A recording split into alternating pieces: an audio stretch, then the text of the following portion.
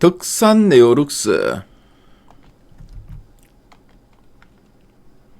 덕산 네오룩스 살펴보겠습니다. 덕산 네오룩스의 최근 3개월 주가 추이고요. 12월, 1월, 2월, 3월 현재까지의 주가 흐름입니다. 자, 덕산 네오룩스는 12월부터 1월 중순까지는 완만하지만 계속 좀 지지부진한 모습 이어갔죠. 자, 근데 1월 하순부터 좀 반등을 좀 시도하다가 특히 2월 중순에 그렇죠, 거래량이 상당히 크게 늘면서 장대 양봉이 하나 그려졌고요. 자, 그 이후로 추가적으로 좀 더 이제 상승세를 이어갔습니다.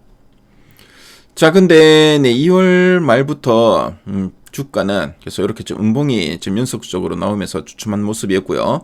최근에 또 이제 중동 지정학적 리스크로 인해 상당히 큰 조정을 받았죠. 하지만 최근에 다시 좀 반등세를 지금 이어가고 있는 종목인데요.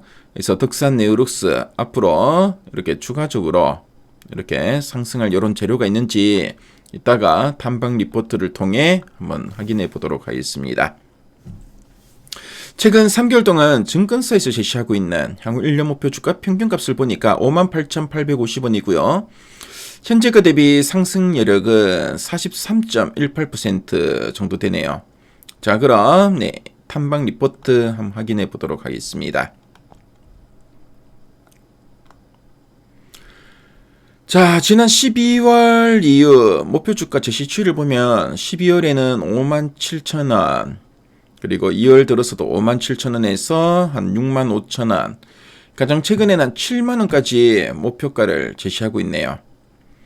네, 가장 최근에 리포트 전 보니까 마법 같은 프라이버시 디스플레이의 최대 수혜라고 되어 있는데요. 자, 어떤 내용이 있나 핵심 내용 한번 보도록 하겠습니다. 자, 그럼 덕산 네오룩스가 어떤 회사인지 설명해 드릴게요. 덕산 네오룩스는 우리나라 디스플레이 소재 분야의 자존심 같은 기업이라고 할 수 있습니다.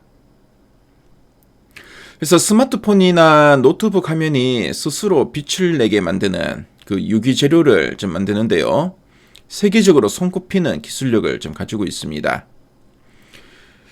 특히 삼성 디스플레이의 또 가장 오래된 또 파트너이기도 하죠. 그래서 이 덕산 네오룩스 OLED 화면이 빛을 내는데 꼭 필요한 발광 소재를 좀 만들고 있고요. 그래서 쉽게 말하면은 우리가 보는 선명한 화면에 물감과 분 역할을 하는 화학 물질을 만드는 곳입니다. 그래서 삼성전자의 갤럭시 스마트폰이나 애플의 아이폰에 들어가는 OLED 소재의 상당 부분이 바로 이제 덕산 네오룩스의 제품이다라고 보시면 되겠습니다. 자, 그럼 두 줄 요약 한번 보도록 할게요. 첫 번째 포인트입니다. 프라이버시 디스플레이 확산으로 OLED 소재 수요 증가라고 되어 있죠. 최근에 노트북이나 자동차 화면에서 옆 사람이 이제 내 화면을 못 보게 막아주는 사생활 이제 프라이버시 기능이 이제 중요해지고 있습니다. 저도 한 번씩 지하철 같은 걸 타보면 그 옆자리에 있는 사람이나 아니면 앞에 서 있는 사람들이 내 화면을 좀 보는 것 같은 느낌이 있더라고요. 그래서 괜히 또 이제 각도를 조절하기도 하고 하는데, 그래서 이런 기능을 구현하려면은 OLED 화면을 만들 때 더 복잡한 구조로 소재를 쌓거나 특수한 소재를 더 많이 써야 된다고 합니다. 결국 사람들이 내 화면은 나만 볼래라고 할수록 이제 덕산 네오룩스가 파는 이제 OLED 소재가 더 많이 팔리게 되면서 회사가 돈을 더 잘 벌게 된다는 뜻으로 보시면 되겠죠. 자, 그리고 두 번째 포인트 보겠습니다. 폴더블 아이폰 출시와 COE 기술 확산이 성장 모멘텀이라고 되어 있습니다. 그래서 폴더블 아이폰, 그래서 애플이 화면을 접는 그 아이폰을 내놓으면은 화면 크기가 일반 폰보다 한 2배에서 3배 정도 커집니다. 화면이 커지면은 그만큼 또 들어가는 소재의 양도 한 2-3배 정도 늘어나겠죠. 어떻게 보면 이거는 상당히 또 이제 큰 호재라고 보실 수 있겠죠. 그리고 COE 기술 확산이 성장 모멘텀이라고 되어 있는데요. 자, 원래는 그 OLED 위에는 빛 반사를 막는 평광판이라는 두꺼운 스티커를 붙였는데요. 자, 근데 이걸 없애고 블랙 PDL, 블랙 PDL이라는 특수한 소재를 직접 코팅하는 게 바로 이 COE 기술입니다. 자, 이 블랙 PDL을 전 세계에서 가장 잘 만드는 회사가 바로 이 덕산 네오룩스다라고 보시면 되겠습니다. 자, 그래서 애플의 신제품 소식과 이런 신기술의 유행이 덕산 네오룩스의 실적을 크게 키울 이제 핵심 열쇠다라고 보시면 되겠죠. 자, 그럼 아랫단에서 좀 더 이제 구체적인 내용들 한번 보도록 할게요. 자, 프라이버시 디스플레이 핵심 수혜라고 되어 있습니다. 그래서 삼성전자가 갤럭시 S26 울트라에 프라이버시 디스플레이를 최초로 이제 적용하게 되었다고 하네요. 그래서 이런 기술을 구현하려면은 블랙 PDL 소재가 필수적이고, 바로 이제 덕산 네오룩스가 여기에 독점적인 지위를 가지고 있다고 합니다. 자, 그리고 COE 기술이 확산되면서 소재 수요도 확대되고 있다라고 하고 있고요.